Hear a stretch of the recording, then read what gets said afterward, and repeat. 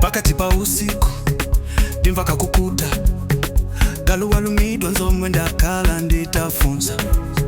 mukula likirukwati koma pa mtima wakuda usandiuze nkhani maso wako amapetsa fisa odi odi tima supepela angataya mbando koma msana kumenya chikondi chota poyera ngati mpero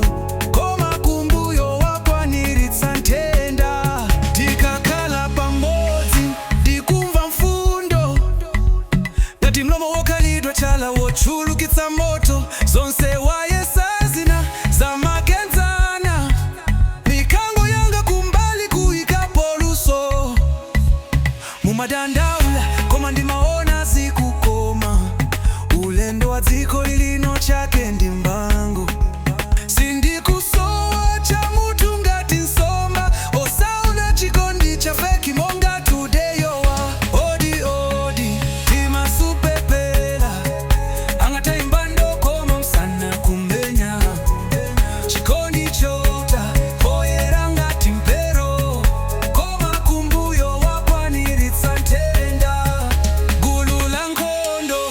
sindisali bwino pamzere misala yongowoneka ngati mapasipoti sikuti ndasokoneza zina zili pantaka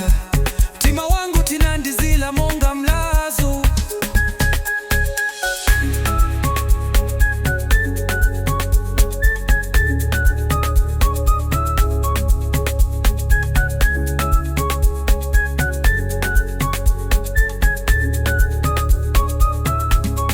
gulu la nkhondo sindisali bwino pamzere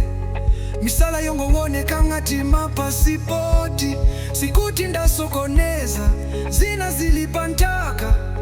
mtima wangu tinandizila monga mlazo odi odi